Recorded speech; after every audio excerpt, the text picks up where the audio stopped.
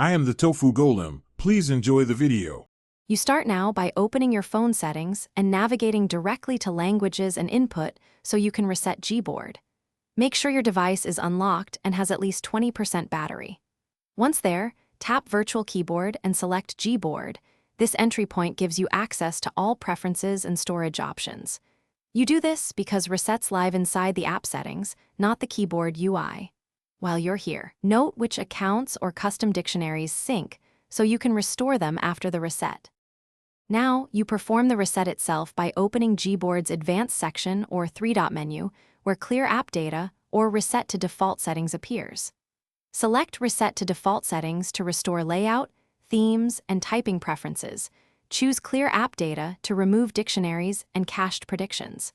Make sure to back up any custom phrases or clipboard items first because clearing data is irreversible. Once you confirm, the keyboard will revert to stock behavior. This fixes most layout, autocorrect, and language sync issues. Finish by reopening any text field and testing typing to ensure Gboard functions normally.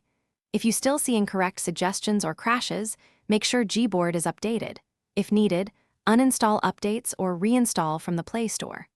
Also verify your default keyboard under Settings right arrow Default Keyboard so the system uses Gboard. One quick troubleshooting tip: reboot the phone after reset.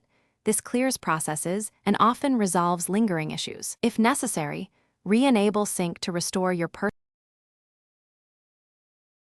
Thanks for watching. Consider subscribing if we helped you today.